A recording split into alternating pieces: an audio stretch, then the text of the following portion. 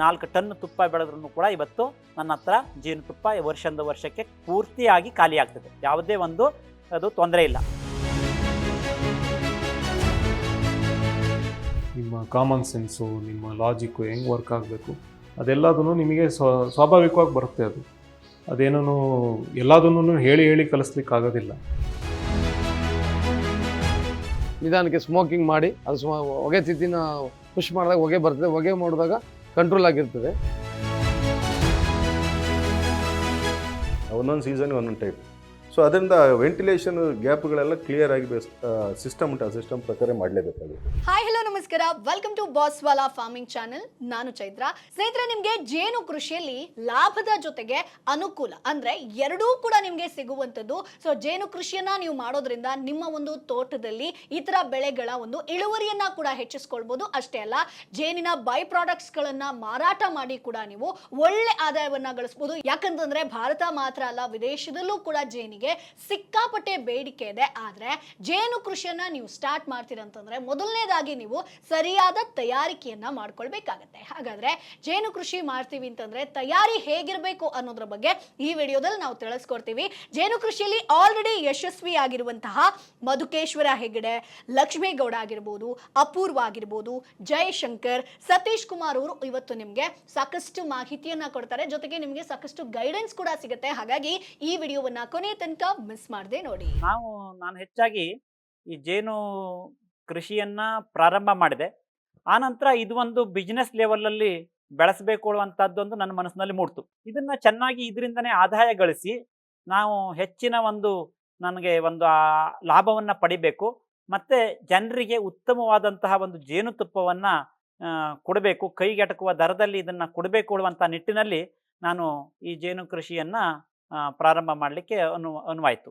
ಆನಂತರ ಪ್ರಾರಂಭಿಕ ಹಂತದಲ್ಲಿ ನನಗೆ ಸ್ವಲ್ಪ ಬಂಡವಾಳದ ಕೊರತೆ ಆಯಿತು. ಅದನ್ನು ನಾನು ಬೇರೆಯವರೆಲ್ಲ ಕೇಳಿ ತೊಡಗಿಸ್ಕೊಂಡೆ. ನಂತರದ ದಿನಗಳಲ್ಲಿ ನನಗೆ ಬ್ಯಾಂಕಿನಲ್ಲಿ ಕೂಡ ನನಗೆ ಸಾಲ ಹುಟ್ಟಲಿಲ್ಲ. ಯಾಕೆ ಕೇಳಿದರೆ ನನಗೆ ಜಮೀನು ಕೂಡ ಮಾರಾಟ ಆಗಿ ಹೋಗಿತ್ತು. ಆ ಸಂದರ್ಭದಲ್ಲಿ ನಾನು ನನ್ನ ಸ್ವಂತ ಬಂಡವಾಳ ಇಲ್ಲದೇನೆ ಬಹಳಷ್ಟು ಕಷ್ಟಪಟ್ಟೆ. ನಂತರ ನನಗೆ ಈ ಜೇನಿಂದ ಸ್ವಲ್ಪ ಹಂತವಾಗಿ ನನಗೆ ಬೆಳೀಲಿಕ್ಕೆ ಬಹಳ ವರ್ಷ ಬೇಕಾಯಿತು. ಯಾಕೆ ಕೇಳಿದರೆ ಪ್ರಾರಂಭಿಕ ಹಂತದಲ್ಲಿ ನನ್ನ ಹತ್ರ ದುಡ್ಡು ಇಲ್ಲದೆ ಹೋದ ಕಾರಣದಿಂದ ಸಾಲವನ್ನು ಮಾಡಿ ನಾನು ಅದರಿಂದ ಲಾಭವನ್ನು ಪಡೆದು ಮತ್ತೆ ಅದಕ್ಕೆ ತೊಡಗಿಸುವಂಥ ನಿಟ್ಟಿನಲ್ಲಿ ಸ್ವಲ್ಪ ಕಷ್ಟ ಆಯಿತು. ನಂತರದಲ್ಲಿ ನನಗೆ ಈ ಜೇನು ಕೃಷಿಯಿಂದ ಯಾವಾಗ ಆದಾಯ ಬರಲಿಕ್ಕೆ ಚಾಲು ಆಯಿತು, ಆವಾಗ ನಾನು ಒಂದು ಬಿಸ್ನೆಸ್ ಲೆವೆಲನ್ನು ಬೆಳೆಸಬೇಕು ಅನ್ನುವಂಥ ನಿಟ್ಟಿನಲ್ಲಿ ಈ ಜೇನುತುಪ್ಪವನ್ನು ಪ್ಯಾಕಿಂಗ್ ಮಾಡುವಂಥದ್ದು, ಅದರದ್ದು ಆ ಪ್ಯಾಕಿಂಗ್ ಮಾಡಿ ಲೈಸೆನ್ಸನ್ನು ತಗೊಂಡು ಅದಕ್ಕೆ ಕೊಡುವಂಥದ್ದು, ಮಾರಾಟ ಮಾಡಲಿಕ್ಕೆ GSTಯನ್ನು ತಗೊಳ್ಳುವಂಥದ್ದು, ಈ ಥರ ಒಂದೊಂದೇ ಹಂತವಾಗಿ ನಾನು ಬೆಳೆಸಿದೆ. ಈಗ ನನಗೆ ಯಾವುದೇ ಒಂದು ತೊಂದರೆ ಇಲ್ಲ. ಮಾರುಕಟ್ಟೆ ಕೂಡ ನನಗೆ ಚೆನ್ನಾಗಿದೆ. ಇವತ್ತು ನಾನು ಬೆಳೆದಂತಹ ಒಂದು ಸಾಧಾರಣವಾಗಿ ಒಂದು 40 ಕ್ವಿಂಟಾಲ್ ತುಪ್ಪವನ್ನು ಬೆಳೆದ್ರೂ ಕೂಡ, 4 ಟನ್ ತುಪ್ಪ ಬೆಳೆದ್ರೂ ಕೂಡ ಇವತ್ತು ನನ್ನ ಹತ್ರ ಜೇನುತುಪ್ಪ ವರ್ಷದಿಂದ ವರ್ಷಕ್ಕೆ ಪೂರ್ತಿಯಾಗಿ ಖಾಲಿ ಆಗ್ತದೆ. ಯಾವುದೇ ಒಂದು ಅದು ತೊಂದರೆ ಇಲ್ಲ. ಅದರಲ್ಲೂ ಕೂಡ ನಮಗೆ ಗೌರ್ಮೆಂಟು ಬಹಳ ಸವಲತ್ತನ್ನು ಮಾಡಿಕೊಟ್ಟಿದೆ ಅಂತಲೇ ಹೇಳಬೇಕು. ಇವತ್ತು ನಮ್ಮ ಸರ್ಕಾರ ಏನಿದೆ ಕೇಳಿದರೆ ಇದಕ್ಕೆ ಜೇನುತುಪ್ಪಕ್ಕೆ GSTಯನ್ನು ಬಹಳ ಕಡಿಮೆ ಇಟ್ಟಿದೆ. ಅಂದರೆ ಬಹಳ ಕಡಿಮೆ. ಇವತ್ತು ಅನ್ಬ್ರ್ಯಾಂಡೆಡ್ ತುಪ್ಪಕ್ಕೆ ಇವತ್ತು ಶುಲ್ಕ ರಹಿತವಾಗಿ ನಾವು ಮಾರಾಟ ಮಾಡುವಂತಹ ಒಂದು ವ್ಯವಸ್ಥೆ ಕೂಡ ಗೌರ್ಮೆಂಟ್ ಕಲ್ಪಿಸಿಕೊಟ್ಟಿದೆ. ಸೊ ಸ್ನೇಹಿತರೆ, ಈಗ ನೀವು ಜೇನು ಸಾಕಾಣಿಕೆಯನ್ನ ಮಾಡ್ತೀರಿ ಅಂತಂದ್ರೆ ಕೇವಲ ಜೇನಿನಿಂದ ಮಾತ್ರ ಆದಾಯ ಅಲ್ಲ, ಜೇನಿನ ಸಾಕಷ್ಟು ಬೈ ಪ್ರಾಡಕ್ಟ್ಸ್ ಗಳಿಂದಲೂ ಕೂಡ ನೀವು ಡಬಲ್ ಲಾಭವನ್ನ ಮಾಡಬಹುದು. ಅಥವಾ ಜೇನಿನ ವ್ಯಾಕ್ಸ್ ಆಗಿರ್ಬೋದು, ಅಥವಾ ಮೆಡಿಸಿನ್ ಗಳಲ್ಲೂ ಕೂಡ ಇದಕ್ಕೆ ಸಿಕ್ಕಾಪಟ್ಟೆ ಬೇಡಿಕೆ ಇದೆ. ಆದ್ರೆ ಜೇನು ಸಾಕಾಣಿಕೆಯನ್ನ ನೀವು ಮಾಡ್ತೀರಿ ಅಂತಂದ್ರೆ ಜೇನಿನ ಪೆಟ್ಟಿಗೆ ಆಗಿರ್ಬೋದು, ಅದನ್ನ ಅಥವಾ ಹೇಗೆ ನಿರ್ವಹಣೆ ಮಾಡೋದು, ಯಾವ ರೀತಿಯಾಗಿ ನಾವು ಎಷ್ಟು ಡಿಸ್ಟೆನ್ಸ್ ಅಲ್ಲಿ ಇಡಬೇಕಾಗತ್ತೆ, ಸೊ ನೊಣಗಳ ಆಯ್ಕೆ ಆಗಿರ್ಬೋದು, ಗಂಡು ನೊಣ, ಹೆಣ್ಣು ನೊಣ, ಅವುಗಳ ಒಂದು ಲೈಫ್ ಸೈಕಲ್ ಆಗಿರ್ಬೋದು, ಇವೆಲ್ಲದರ ಬಗ್ಗೆ ಡಿಟೇಲ್ ಆಗಿ ನೀವು ಸ್ಟಡಿ ಮಾಡಬೇಕಾಗತ್ತೆ. ಹೇಗೆ ಜೇನನ್ನ ಹಾರ್ವೆಸ್ಟ್ ಮಾಡಬೇಕು, ಇವೆಲ್ಲದರ ಬಗ್ಗೆ ಇನ್ ಡಿಟೇಲ್ ಆಗಿ ಮಾಹಿತಿ ಇದ್ರೆ ಮಾತ್ರ ಇದರಲ್ಲಿ ನೀವು ಒಳ್ಳೆ ಲಾಭವನ್ನ ಮಾಡಬಹುದು. ಹಾಗಾದ್ರೆ ಕಂಪ್ಲೀಟ್ ಆಗಿ ಜೇನು ಕೃಷಿ, ಜೇನಿನ ಬೈ ಪ್ರಾಡಕ್ಟ್ಸ್ ಆಗಿರ್ಬೋದು, ಅವುಗಳ ನಿರ್ವಹಣೆ ಆಗಿರ್ಬೋದು, ಎಲ್ಲ ಮಾಹಿತಿ ಎಲ್ಲಿ ಸಿಗುತ್ತೆ? ಬಾಸ್ವಾಲಾ ಆಪ್ ನಲ್ಲಿ ಸಿಗುತ್ತೆ. ಇಲ್ಲಿ ನಿಮಗೆ ಸುಮಾರು 2 ಗಂಟೆ 14 ನಿಮಿಷದ ಸಂಪೂರ್ಣ ಕೋರ್ಸ್ ಇರುತ್ತೆ. ಯಾರು ಇದರಲ್ಲಿ ಯಶಸ್ವಿಯಾಗಿದ್ದಾರೋ ಅವರೇ ನಿಮಗೆ ಸಂಪೂರ್ಣ ಮಾಹಿತಿಯನ್ನ ಕೊಡುವಂಥದ್ದು. ಜೊತೆಗೆ ನಿಮ್ಗೇನೇ ಡೌಟ್ ಇದ್ರೂ ಕೂಡ ನೀವು ನೇರವಾಗಿ ಎಕ್ಸ್ಪರ್ಟ್ ಜೊತೆಗೆ ವಿಡಿಯೋ ಕಾಲ್ ಮಾಡೋ ಮುಖಾಂತರ ಕೂಡ ನಿಮ್ಮ ಪ್ರಾಬ್ಲಮ್ಸ್ಗೆ ಸೊಲ್ಯೂಷನ್ ಅನ್ನ ಕಂಡುಕೊಳ್ಬಹುದು. ಹಾಗಾಗಿ ಈಗಲೇ ಬಾಸ್ವಾಲಾ ಆಪ್ ನ ಡೌನ್ಲೋಡ್ ಮಾಡಿ. ಚಾನೆಲ್ ನ ಬಯೋದಲ್ಲಿ ಲಿಂಕ್ ಇದೆ, ಅದನ್ನ ಕ್ಲಿಕ್ ಮಾಡಿದ್ರೆ ಬಾಸ್ವಾಲಾ ಆಪ್ ಡೌನ್ಲೋಡ್ ಆಗುತ್ತೆ. ಈಗ ಜೇನುತುಪ್ಪನ ಪ್ರೊಡಕ್ಷನ್ ಮಾಡಬೇಕು ಅಂದರೆ ಅದು ಮಾರಾಟ ಮಾಡಿ ಅದರಿಂದನೇ ಒಂದು ಸುಸ್ಥಿರ ವ್ಯವಸ್ಥೆ ಮಾಡ್ಕೊಬೇಕು ಅಂತಂದರೆ ಜಾಸ್ತಿ ಜೇನುಪೆಟ್ಟಿಗೆಗಳನ್ನು ಇಟ್ಕೊಬೇಕು. ಜಾಸ್ತಿ ಜೇನುಪೆಟ್ಟಿಗೆಗಳನ್ನು ಇಟ್ಕೊಬೇಕು ಅಂತಂದರೆ ಫಸ್ಟ್ ಆಫ್ ಆಲ್ ಅದನ್ನು ನೋಡ್ಕೊಳ್ಳೋದಕ್ಕೆ ಒಬ್ಬರ ಕೈಯಲ್ಲೇ ಆಗೋದಿಲ್ಲ. ಯಾಕೆಂದರೆ ಅಟ್ಲೀಸ್ಟ್ ಒಂದು 200-300 ಪೆಟ್ಟಿಗೆಯನ್ನು ಇಟ್ಕೊಂಡ್ರೆ ಒಂದು ಸರಿಯಾಗಿರುವಂಥ ಒಂದು ಕ್ವಾಂಟಿಟಿ ಸಿಗುತ್ತೆ ಸೇಲ್ ಮಾಡಿ ಅದನ್ನೆಲ್ಲ ಮಾಡೋದಕ್ಕೆ. ಕಡಿಮೆ ಪ್ರಮಾಣದಲ್ಲಿ ಇಟ್ಕೊಂಡಾಗ ಏನಾಗುತ್ತೆ, ನೀವು ರೈತರಾಗಿದ್ದರೆ ಓಕೆ, ಕಡಿಮೆ ಪ್ರಮಾಣದಲ್ಲಿ ಇಟ್ಕೊಬೋದು. ಬಟ್ ನನ್ನದೇ ಆದ ಜಮೀನು ಇರಲಿಲ್ಲ, ಇದ್ರ ಮೇಲೇ ನಿಂತ್ಕೊಬೇಕಾಗಿತ್ತು. ನನಗನ್ಸಿದ್ದೇನು ಅಂತಂದರೆ ಆ ಒಂದು ಸಮಯದಲ್ಲಿ ಜೇನುತುಪ್ಪ ಮಾರಾಟಕ್ಕಿಂತ ಜೇನುಗೂಡುಗಳನ್ನು ಮಾರಾಟ ಮಾಡೋದು ಒಳ್ಳೆಯದು ಅಂತ ನನಗನ್ನಿಸ್ತು. ಏಕೆಂದರೆ ಅದರಲ್ಲಿ ಜಾಸ್ತಿ ಲಾಭ ಇತ್ತು. ಆಮೇಲೆ ಅದನ್ನು ಮಾಡಲಿಕ್ಕೆ ಇದ್ದಕ್ಕಿದ್ದಂಗೆ ಯಾರೂ ಬಂದ್ಬಿಟ್ಟು ಮಾಡಲಿಕ್ಕೆ ಆಗೋದಿಲ್ಲ. ಏಕೆಂದರೆ ಅದನ್ನು ಕಲ್ತ್ಕೊಬೇಕು ಅಂದ್ರೇ ಒಂದು 2-3 ವರ್ಷದ ಪ್ರೋಸೆಸ್ ಇದೆ. ಆ ರೀತಿ ವಿಭಜನೆ ಮಾಡಿ ಮಾರಾಟ ಮಾಡುವಂಥದ್ದು. ಅದಕ್ಕೆ ನಾವು ಜಾಸ್ತಿ ಫೋಕಸ್ ಮಾಡಿದ್ವಿ. ಜೇನುತುಪ್ಪದ ಪ್ರೊಡಕ್ಷನ್ಗಿಂತ ಜೇನು ಕುಟುಂಬಗಳ ವಿಭಜನೆ ಮತ್ತು ಅದರ ಮಾರಾಟಕ್ಕೆ ನಾವು ಜಾಸ್ತಿ ಫೋಕಸ್ ಮಾಡಿದ್ದು. ಇವಾಗಲೂ ಕೂಡ ನಾವು ಅದನ್ನೇ ಜಾಸ್ತಿ ಮಾಡ್ತಾ ಇರೋದು. ನಮ್ಮ ಸ್ವಂತ ಯೂನಿಟ್ ಒಂದು 2 ಯೂನಿಟನ್ನು ಮಾತ್ರ, ಒಂದರಲ್ಲಿ 50 ಬಾಕ್ಸು, ಇನ್ನೊಂದರಲ್ಲಿ 43 ಬಾಕ್ಸು. ಆ 2 ಯೂನಿಟನ್ನು ಮಾತ್ರ ನಾವು ಜೇನುತುಪ್ಪ ತೆಗಿಲಿಕ್ಕೆ ಉಪಯೋಗ ಮಾಡ್ತೀವಿ. ಒಂದು ಉತ್ತರ ಕರ್ನಾಟಕದಲ್ಲಿ ಓಡಾಡ್ತಾ ಇರುತ್ತೆ ಒಂದು ಯೂನಿಟ್ಟು, ಇನ್ನೊಂದು ನಮ್ಮ ಪಶ್ಚಿಮ ಘಟ್ಟದಲ್ಲಿ ಕೊಡಗಲ್ಲಿ ಇಟ್ಟಿರ್ತೀವಿ. ಅದರಲ್ಲಿ ಎಷ್ಟು ಬರುತ್ತೆ ಜೇನುತುಪ್ಪ ಅದನ್ನು ನಾವು ತಗೊಂಬರ್ತೀವಿ.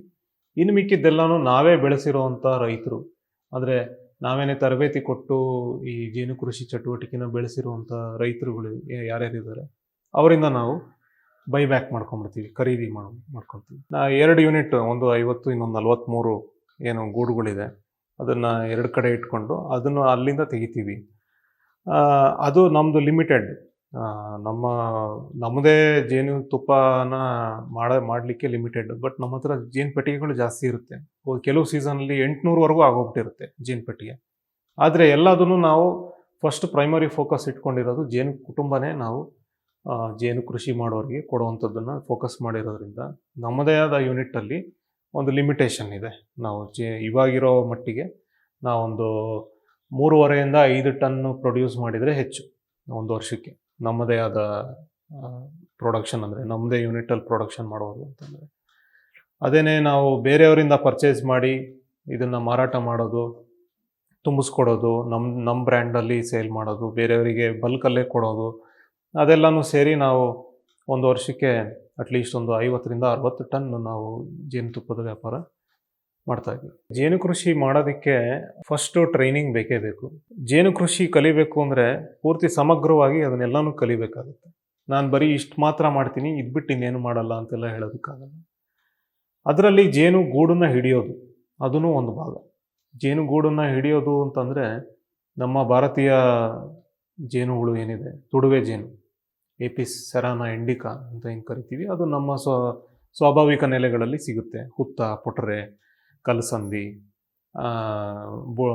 ಬುಡ, ಆ ರೀತಿ ಜಾಗಗಳಲ್ಲಿ ಸಿಗುತ್ತೆ. ಅದನ್ನು ನಾವು ನಮ್ಮ ಖಾಲಿ ಪೆಟ್ಟಿಗೆ ಇದ್ದರೆ ಸಾಕು, ಅದನ್ನು ನಾವು ತೆಗೆದುಬಿಟ್ಟು ನಮ್ಮ ಪೆಟ್ಟಿಗೆಗೆ ಸೇರಿಸ್ಬೋದು. ಅದೊಂದು ಪ್ರೋಸೆಸ್ ಇದೆ ಅದಕ್ಕೆ ಸೇರಿಸೋದಕ್ಕೆ. ಅದಕ್ಕೆ ಬೇಕಾಗಿರುವಂಥ ನಿಮ್ಮ ಮೂಮೆಂಟು, ನಿಮ್ಮ ಆ ಟೈಮಲ್ಲಿ ನೀವು ಹೆಂಗೆ ಉಸಿರಾಡಬೇಕು, ಆ ಟೈಮಲ್ಲಿ ನೀವು ಹೆಂಗೆ ಭಯ ಪಡಬಾರ್ದು, ಮತ್ತು ಐಡಿಯಾ ಮಾಡಬೇಕು, ನಿಮ್ಮ ಕಾಮನ್ ಸೆನ್ಸು, ನಿಮ್ಮ ಲಾಜಿಕ್ಕು ಹೆಂಗೆ ವರ್ಕ್ ಆಗಬೇಕು, ಅದೆಲ್ಲದೂ ನಿಮಗೆ ಸ್ವಾಭಾವಿಕವಾಗಿ ಬರುತ್ತೆ. ಅದೇನೂ ಎಲ್ಲದನ್ನೂ ಹೇಳಿ ಕಲಿಸ್ಲಿಕ್ಕಾಗೋದಿಲ್ಲ. ಕೆಲವು ವಿಷಯ ನಿಮ್ಮಿಂದನೇ ಬರುತ್ತೆ. ಆ ಥರ ಮಾಡಿದ ಮೇಲೆ ಸ್ವಂತ ಜೇನುಗೂಡುಗಳ್ನೂ ಹಿಡಿದ್ಬಿಟ್ಟು ಜಾಸ್ತಿ ಪೆಟ್ಟಿಗೆಗಳನ್ನ ಮಾಡ್ಕೊಬೋದು ಅನ್ನೋದು ಗೊತ್ತಾಯಿತು. ಅದರಿಂದನೂ ಕೂಡ ಒಂದಷ್ಟು ಪೆಟ್ಟಿಗೆಗಳನ್ನು ಮಾಡಿದ್ವಿ. ಬಟ್ ಒಂದು ಸ್ಟೇಜ್ ಆದಮೇಲೆ ಪ್ರತಿ ಸರಿನೂ ಹೋಗಿ ಹಿಡ್ಕೊಂಬರೋ ಅಂಥದ್ದು ಬೇಕಾಗೋದಿಲ್ಲ. ಆ ಒಂದು ವ್ಯವಸ್ಥೆ ಏನಾಗುತ್ತೆ, ಅರ್ಧ ದಿನ ಸ್ಪೆಂಡ್ ಮಾಡಬೇಕಾಗುತ್ತೆ ಹೋಗಿ ಹಿಡಿಬೇಕು ಅಂತಂದರೆ. ಅದ್ರ ಬದಲು ನೀವು ಮುಂಚೆನೇ ಹಿಡಿದ್ಬಿಟ್ಟು ಏನು ಇಟ್ಕೊಂಡಿದ್ದೀರ ಅದನ್ನು ನೀವು ಡಿವೈಡ್ ಮಾಡ್ಬೋದು.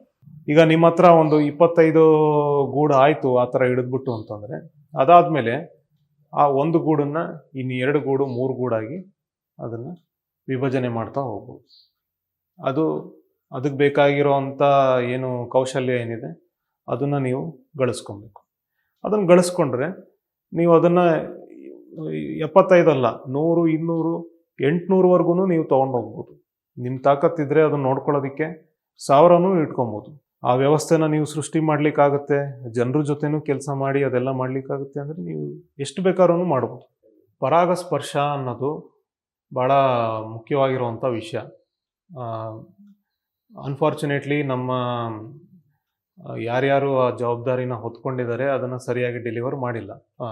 ಪರಾಗಸ್ಪರ್ಶ ಅಂತಂದರೆ ನಾನು ಹೇಳಿದ್ನಲ್ಲ, 1 ಎಕರೆಗೆಯಲ್ಲಿ ನೀವು ಒಂದು 3 ರಿಂದ 4 ಪೆಟ್ಟಿಗೆ ಜೇನು ಕುಟುಂಬನ ಇಟ್ಟಾಗ ತೆಂಗಲ್ಲಿ ಹೊಂಬಾಳೆ ಹೊಡೆಯುತ್ತೆ. ಹೊಂಬಾಳೆ ಹೊಡೆದಾಗ ಆ ಗಂಡು ಹೂವು ಮತ್ತು ಹೆಣ್ಣು ಹೂವು ಪರಾಗಸ್ಪರ್ಶ ಆಗಬೇಕಾದ್ರೆ ಗಂಡು ಹೂವಲ್ಲಿ ಪೋಲನ್ ಇರುತ್ತೆ, ಹೆಣ್ಣು ಹೂವಲ್ಲಿ ಮಕರಂದ ಇರುತ್ತೆ. ಅಥವಾ ಒಂದೇ ಹೂವಲ್ಲಿ 2 ಭಾಗನೂ ಇರುತ್ತೆ, ಗಂಡು ಮತ್ತು ಹೆಣ್ಣು ಭಾಗನೂ ಇರುತ್ತೆ. ಸೊ ಆವಾಗ ಏನಾಗುತ್ತೆ, ಈ ಜೇನು ಹುಳು ಹೋಗ್ಬಿಟ್ಟು ಪರಾಗನ ಡಿಸ್ಟರ್ಬ್ ಮಾಡಿ ಅದ್ರ ಮೈ ಮೇಲೂ ಸುರ್ಕೊಳ್ಳುತ್ತೆ. ಜೇನು ಹುಳು ಮೈ ಮೇಲೆ 3 ಮಿಲಿಯನ್ ಕೂದಲುಗಳಿರುತ್ತೆ, ಸಣ್ಣ ಕೂದಲುಗಳು. ಅದು ನೀವು ಒಂದು ಹೊಸ ಬಟ್ಟೆ ಅಥವಾ ಒಂದು ಬ್ರಷಲ್ಲಿ ರೀಕ್ರಿಯೇಟ್ ಮಾಡಲಿಕ್ಕೆಲ್ಲ ಆಗೋದಿಲ್ಲ. ಪ್ರಕೃತಿನೇ ಸೃಷ್ಟಿ ಮಾಡ್ಕೊಂಡಿರೋವಂಥ ಒಂದು ವಾಹನ, ಪರಾಗಸ್ಪರ್ಶ ಮಾಡೋದಕ್ಕೆ ಹುಟ್ಟಿರುವಂಥ ಒಂದು ವಾಹನ ಇದು. ಅದೇನು ಮಾಡುತ್ತೆ, ಅದರ ಕೂದಲು ಯಾವ ರೀತಿ ಚಾರ್ಜ್ ಆಗಿರುತ್ತೆ ಅಂದರೆ, ಆ ಹೂವು ಒಳಗಡೆ ಎಂಟ್ರಾಗ್ತಿದ್ದಂಗೆ ಪರಾಗ ಹೆಂಗೆ ಮುತ್ಕೊಳ್ಳುತ್ತೆ ಅಂದರೆ ಮ್ಯಾಗ್ನೆಟ್ ಥರ ಮುತ್ಕೊಂಡ್ಬಿಡುತ್ತೆ ಅದ್ರ ಶರೀರ ಪೂರ್ತಿ. ಅದೇನೇ ಮಕರಂದಕ್ಕೆ ಅಥವಾ ಇನ್ನೊಂದಕ್ಕೆ ಈ ಹೆಣ್ಣು ಹೂವು ಬಂದಾಗ ಅಥವಾ ಹೆಣ್ಣಿನ ಒಂದು ಭಾಗಕ್ಕೆ ಬಂದಾಗ ಹೂವಲ್ಲಿ ಆ ಪರಾಗನ ಬೀಳಿಸುತ್ತೆ. ಆ ಪರಾಗ ಬೀಳಿಸಿದ್ದಾಗ್ಲೇ ಆ ಒಂದು ಹೂವು ಕಾಯಿ ಅಥವಾ ಬೀಜ ಆಗಿ ಕನ್ವರ್ಟ್ ಆಗೋದು. ಅದು ಎಷ್ಟು ಚೆನ್ನಾಗಿ ಎಷ್ಟು ಜಾಸ್ತಿ ಪರಾಗಸ್ಪರ್ಶ ಕೀಟಗಳು ಓಡಾಡುತ್ತೆ ಅಷ್ಟು ಜಾಸ್ತಿ ನಿಮಗೆ ಕಾಯಿಗಳು ಸಿಗುತ್ತೆ. ನಾನೆಲ್ಲ ಓದಿ ಇಲ್ಲ ಏನಿಲ್ಲ ಇದು ಇದ್ದಿಲ್ಲ. ಒಂದು 8 ದಿನ ಇಲ್ಲ 10 ದಿನ ಅದು ಕೆಲಸ ಮಾಡಿಕೊಂಡು ಅದು ಸಬ್ಜೆಕ್ಟಲ್ಲಿ ಜೇನು ತುಪ್ಪ ತೆಗೆಯುವಾಗ ಒಂದಷ್ಟು ದಿನ ನೋಡಿಕೊಂಡು ಮತ್ತು ಡಿವೈಡ್ ಮಾಡೋದು ಆ ಟೈಮಲ್ಲಿ ಒಂದು ಸ್ವಲ್ಪ ನೋಡಿಕೊಂಡು ಯಾವ ಟೈಮ್ ಡಿವೈಡ್ ಮಾಡೋಕೆ ಆ ಟೈಮ್ಗೆ ನೋಡಿಕೊಂಡ್ರೆ ಮುಗ್ದೋಯ್ತು ಅಷ್ಟೇ. ಒಂದು ದಿನಕ್ಕೆ ಒಂದು 10 ಬಾಕ್ಸ್ ಇದ್ದರೆ ಒಂದು ಅರ್ಧ ಗಂಟೆಯಿಂದ 1 ಗಂಟೆ ಟೈಮ್ ಮಾತ್ರ ಅವ್ರಿಗೆ ಕೆಲಸ. ಒಂದು ವಾರಕ್ಕೊಮ್ಮೆ ನೋಡ್ಕೋಬೇಕು ಅಷ್ಟೇ. ಕೆಳಗಡೆ ಅಡಿಮನೆ ಕ್ಲೀನ್ ಮಾಡೋದು ಇದನ್ನೊಂದು ವಾರಕ್ಕೊಮ್ಮೆ ನೋಡಿದ್ರೆ ಸಾಕು. ಕಣ್ಣು ಕಾಣುತ್ತದೆ, ಅದು ಆಚೆ ಹೊರಗಡೆ ಬಂದ್ಬಿಡ್ತದೆ. ನೈಟ್ ಆದಾಗ ಹೊರಗಡೆ ಕಾಣಲ್ಲ, ಕಣ್ಣು ಕಾಣೋದಿಲ್ಲ. ನೈಟಲ್ಲೇ ಅದನ್ನು ಬೇರೆ ಕಡೆ ತಗೊಂಡು ಹೋಗ್ಬೇಕು, ಇಡಬೇಕು. ಬೆಳಿಗ್ಗೆ ಮುಂಜಾನೆ 6 ಗಂಟೆಗೆ ಕೆಲಸ ಸ್ಟಾರ್ಟ್ ಮಾಡುತ್ತದೆ ಅದು. ಬೆಳಿಗ್ಗೆ ಸಂಜೆ 6-6:30 ಕತ್ಲೆ ಆಗುವಾಗ ಅಷ್ಟಕ್ಕೆ ಎಲ್ಲ ಬಂದು ಜೇನುನೊಣ ಒಳಗೆ ಸೇರ್ಕೋತದೆ, ಬಾಕ್ಸ್ಗೆ ಸೇರ್ಕೋತದೆ. ಹಗಲೊತ್ತು ನೈಟಲ್ಲಿ ಜರ್ನಿ ಮಾಡ್ಬೋದು, ಹೊರಗಡೆ ತಗೊಂಡು ಹೋಗೋದು, ಬೇರೆ ಕಡೆ ಸ್ಥಳಾಂತರ ಮಾಡೋದು. ನೈಟಲ್ಲಿ 6 ಗಂಟೆ 6:30 ಮೇಲೆ ಲೋಡ್ ಮಾಡಬೇಕು. ಬೆಳಗಿನ ಜಾವ 5:30 ಒಳಗಡೆ ಎಲ್ಲಿ ಇಳಿಸ್ಬೇಕು ಅಲ್ಲಿ ಇಳಿಸ್ಬೇಕು. ಅದು ಇಳಿಯುವಾಗ ಅವ್ರಿಗೇನಾದ್ರು ಭಯ ಉಂಟಾಗೋದಾದರೆ ಅವ್ರಿಗೆ ಮುಖಕ್ಕೆ ಮಾಸ್ಕ್ ಹಾಕ್ಕೊಂಡು ಕೈಗೆ ಗ್ಲೌಸ್ ಹಾಕ್ಕೊಂಡು ಕೆಲಸ ಮಾಡಬೇಕು. ಹತ್ತಿರದಲ್ಲಿ ಅದನ್ನು ಒಂದು ಕಡ್ಡಿಗೆ ಸೋಕೋದು ಮತ್ತು ಇನ್ನೊಂದು ಇಲ್ಲದೆ ಫ್ರೀ ಆಗಿರ್ಬೇಕು ಜಾಗ, ಅಂಥ ಜಾಗದಲ್ಲಿ ಮಾಡ್ಬೋದು. ಕೋಪ ಜಾಸ್ತಿ ಏನು ಬರಲ್ಲ, ಮಂಕಾಗುತ್ತೆ ಸ್ವಲ್ಪ. ಅತಿಯಾಗಿ ಹೊಗೆ ಕೊಡಬಾರ್ದು. ಅತಿಯಾಗಿ ಹೊಗೆ ಕೊಟ್ಟುವಾಗ ಅದು ಕೆಲಸ ಮಾಡೋದು 2 ದಿನ ಲೇಟ್ ಆಗಿಬಿಡ್ತದೆ. ಹೊಗೆ ಕೊಡೋದು ಕೂಡ ಕಡಿಮೆ ರೀತಿಯಲ್ಲಿ ಹೊಗೆ ಕೊಡಬೇಕು, ಇಲ್ಲ ರಾಣಿ ಇಲ್ಲ ಡ್ಯಾಮೇಜ್ ಆಗೋ ಚಾನ್ಸಸ್ಗಳು ಇರ್ತದೆ. ಹೊಗೆ ತಿದ್ದಿ ಕಡಿಮೆ ಕೊಡಬೇಕು, ಹೊಗೆ ಕೊಡ್ಬೋದು. ಎಚ್ಚರಿಕೆ ತಗೊಳ್ಬೇಕು ಅಂದರೆ ಅದನ್ನು ನಿಧಾನದಿಂದ ಕೆಲಸ ಮಾಡಬೇಕು. ಅದ್ರ ಹತ್ರ ಹೋದಾಗ ಅದು ತಿರುಗಾಡೋ ದಾರಿ ಬಿಟ್ಟು ಹಿಂದ್ಗಡೆಯಿಂದ ನಿಲ್ಲಿಸಿ ನಿಧಾನಕ್ಕೆ ಸ್ಮೋಕಿಂಗ್ ಮಾಡಿ ಅದು ಹೊಗೆ ತಿದ್ದಿನ ಪುಷ್ ಮಾಡಿದಾಗ ಹೊಗೆ ಬರ್ತದೆ. ಹೊಗೆ ಮಾಡಿದಾಗ ಕಂಟ್ರೋಲ್ ಆಗಿರ್ತದೆ, ನಮಗೇನು ತೊಂದರೆ ಕೊಡೋದಿಲ್ಲ, ಅಷ್ಟೊಂದು ಚುಚ್ಚೋದಿಲ್ಲ, ಅದು ಡಿಸ್ಟರ್ಬ್ ಮಾಡೋಂಗಿಲ್ಲ ಜಾಸ್ತಿ. ಇಲ್ಲ, ಸಂಘದವರು ಬೆಳೆಯಕ್ಕೆ ಇಲ್ಲಿ ಹೋಗ್ಲಿಲ್ಲ. ಏನಾಗ್ತಿತ್ತು ಅಂತಂದ್ರೆ, ಸಂಘ ಇಟ್ ಇಸ್ ಅನ್ ಯೂನಿಟ್. ಒಂದು ಕಡೆ ರೈತರು ಬಂದು ತಂದು ಮಾರಾಟ ಅವರಿಗೆ ಒಂದು ಸಂಗ್ರಹಿಸಿಬಿಟ್ಟು ಕೊಡುವಂಥ ಒಂದು ಸ್ಪಾಟ್ ಅದಷ್ಟೇ. ಆ ರೀತಿ ಮಾಡಿಕೊಂಡು ಎಲ್ಲ ಕಡೆಗೆ ರೈತರು ಪಾಪದವ್ರು ಬೆಳೀತಾರೆ. ಅವ್ರಿಗೆ ಎಲ್ಲಿ ಮಾರ್ಕೆಟ್ ಮಾಡಬೇಕು, ತಪ್ಪರಿ ಯಾವ ರೀತಿ ಮಾರಾಟ ಮಾಡ್ಕೊಳ್ಬೇಕು ಅಂತ ಹೇಳುವಂಥವ್ರಿಗೆ ಜ್ಞಾನ ಇರೋದಿಲ್ಲ. ಆ ಮಾರಾಟ ಮಾಡತಕ್ಕಂಥ ಒಂದು ಯೂನಿಟನ್ನು ಸಂಘದ ಮೂಲಕ ಸ್ಥಾಪನೆ ಮಾಡಿದ್ರು. ಆ ವಿರಾಜಪೇಟೆಯಲ್ಲಿ ಆ ಉದ್ದೇಶದಿಂದ ಪ್ರಾರಂಭ ಮಾಡಿದ್ರು. ಆದರೆ ಈ ಸಂಘ ಸ್ಥಾಪನೆ ಮಾಡಬೇಕಿದ್ರೆ ರೈತರಿಗೆ ಉತ್ತೇಜನ ಕೊಡಬೇಕು, ಅವರಿಗೆ ಅದಕ್ಕೆ ಸಲಕರಣೆಗಳು ಕೊಡುವಂಥದ್ದು ಇರ್ಬೋದು, ತಪ್ಪಿರ ಅವ್ರನ್ನ ಎಜುಕೇಟ್ ಮಾಡತಕ್ಕಂಥ ಇರ್ಬೋದು. ಈ ರೀತಿಯ ಸಿಸ್ಟಮನ್ನು ಇಲ್ಲಿ ಅಳವಡಿಸ್ಕೊಂಡಿದ್ವಿ. ಇದರ ಜೊತೆಗೆ ಏನಿದೆ, ನಮ್ಮದು ಇಲ್ಲಿ ಒಂದು ಆಲ್ ಓವರ್ ಸೌತ್ ಇಂಡಿಯಾದಲ್ಲಿ ಇರತಕ್ಕಂಥ ಒಂದು ಏಕೈಕ ಟ್ರೈನಿಂಗ್ ಇನ್ಸ್ಟಿಟ್ಯೂಷನ್ ಎಪಿಯರಿ ಸೆಂಟರ್, ಅದು ನಮ್ಮಲ್ಲಿ ಭಾಗಮಂಡಲದಲ್ಲಿ ಇರುವಂಥದ್ದು. ಅದು ಅವ್ರದ್ದು ಕೂಡ ಹೆಚ್ಚಿನ ಜೇನು ಕೃಷಿಗೆ ಸಂಬಂಧಪಟ್ಟಾಗೆ ಬೇರೆ ಬೇರೆ ಜಾಗಗಳು ಕೂಡ ಇದ್ದಾರೆ. ಅವರು ಟ್ರೈನಿಂಗನ್ನು ಕೊಡ್ತಾರೆ. ಇಲ್ಲಿ ಕೂಡ 2 ಮಂತ್ಸ್ ಟ್ರೈನಿಂಗ್ ಕೊಡ್ತಾರೆ ವಿದ್ಯಾರ್ಥಿಗಳಿಗೆ. ನಮ್ಮ ಜಿಲ್ಲೆ ಇರ್ಬೋದು, ಕರ್ನಾಟಕ ರಾಜ್ಯದ ಉದ್ದಾಗಲೂ ಕೂಡ ಬರತಕ್ಕಂಥ ಮಕ್ಕಳು ಬರ್ತಾರೆ ಟ್ರೈನಿಂಗ್ಗೆ. ಬಂದು ಅವ್ರಿಗೆ ಸ್ಕಾಲರ್ಶಿಪ್ ಕೊಟ್ಕೊಂಡು ಅವ್ರಿಗೆ ಹಾಸ್ಟೆಲ್ ಫೆಸಿಲಿಟಿ ಇದೆ. ಆ ಟ್ರೈನಿಂಗ್ ಮೂಲಕ ಪುನಃ ಜೇನು ಕೃಷಿಗೆ ಅವರಿಗೆ ಒಂದು ಸಹಾಯ ಮಾಡಬೇಕು ಅಂತ ದೃಷ್ಟಿಕೋನದಲ್ಲಿ ನಡೀತಿರುವಂಥದ್ದು. ಹೇಳಿದ್ರೆ ಸುಮಾರು 54 ನಾವೆಲ್ಲ ಇರಲಿಕ್ಕಿಲ್ಲ, ಆ ಟೈಮ್ ಹುಟ್ಟಿಲ್ಲ ನಾವೆಲ್ಲ. ಬಟ್ ಕೃಷಿಯಲ್ಲಿ ಸಾಮಾನ್ಯವಾಗಿ ಬೆಳೀತಿದ್ದಾಗ ಆ ಕಾಲದಲ್ಲಿ ಅವರಿಗೆ ಗೊತ್ತಾಗಿರುತ್ತೆ. ಯಾಕೆ ಆ ಲೆಕ್ಕದಲ್ಲಿ ಅವರು ಪೌಂಡ್ ಲೆಕ್ಕ ಅಂತಿತ್ತು ಆ ಟೈಮಲ್ಲಿ. ಖರೀದಿ ಮಾಡಬೇಕಿದ್ರು 1 kg ಪೌಂಡ್ ಲೆಕ್ಕದಲ್ಲಿ ಖರೀದಿ ಮಾಡ್ತಿದ್ರಾಗ.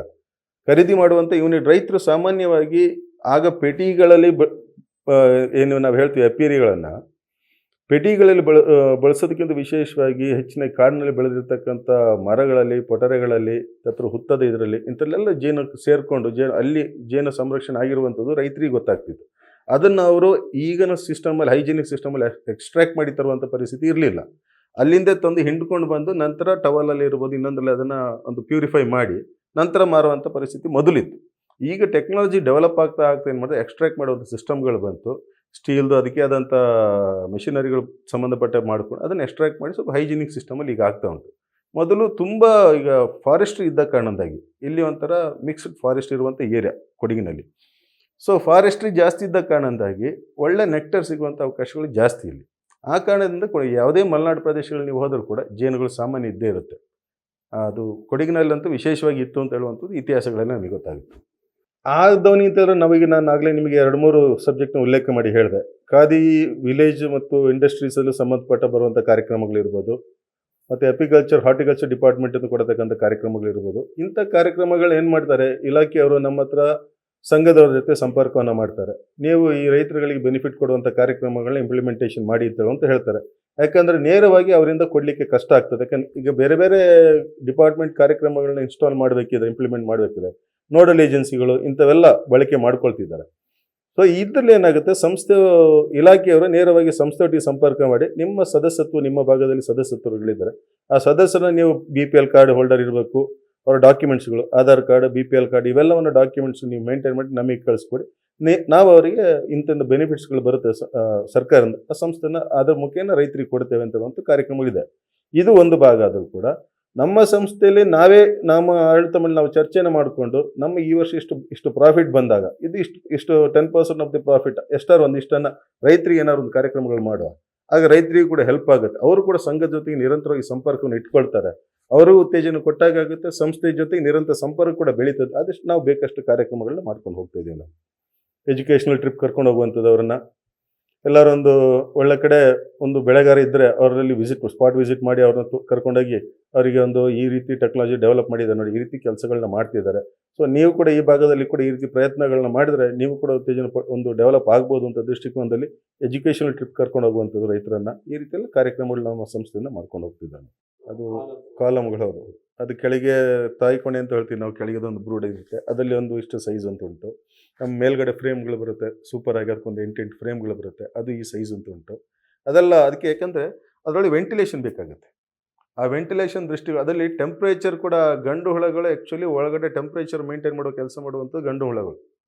ಅದರಲ್ಲಿ ಅವರ ರೆಕ್ಕೆಗಳಲ್ಲಿ ಗಾಳಿ ಅಲ್ಲಿ ಕ್ರಿಯೇಟ್ ಮಾಡಿ ಆ ಟೆಂಪ್ರೇಚರ್ನ ಮೇಂಟೈನ್ ಮಾಡ್ತಾರೆ ಅವರು ಪ್ರತಿ ಸೀಸನ್ಗಳಲ್ಲಿ. ಒಂದೊಂದು ಸೀಸನ್ಗೆ ಒಂದೊಂದು ಟೈಪ್. ಸೊ ಅದರಿಂದ ವೆಂಟಿಲೇಷನ್ ಗ್ಯಾಪ್ಗಳೆಲ್ಲ ಕ್ಲಿಯರ್ ಆಗಿ ಸಿಸ್ಟಮ್ ಉಂಟು, ಆ ಸಿಸ್ಟಮ್ ಪ್ರಕಾರ ಮಾಡಲೇಬೇಕಾಗುತ್ತೆ. ಸೊ ಈ ಒಂದು ವಿಡಿಯೋ ನಿಮಗೆ ಯೂಸ್ಫುಲ್ ಆಗಿರುತ್ತೆ ಅಂತ ಅನ್ಕೊಳ್ತೀನಿ. ಮುಂದಿನ ವಿಡಿಯೋದಲ್ಲಿ ಮತ್ತಷ್ಟು ಕೃಷಿ ಐಡಿಯಾ ಜೊತೆ, ಮತ್ತಷ್ಟು ಮಾಹಿತಿ ಜೊತೆ ನಾನು ನಿಮ್ಮ ಮುಂದೆ ಹಾಜರಿರ್ತೀನಿ. ಅಲ್ಲಿವರೆಗೂ ಟಾಟಾ ಬೈ ಬಾಯ್. ಬಾಸ್ ವಾಲಾ, ಬಿ ದ ಬಾಸ್.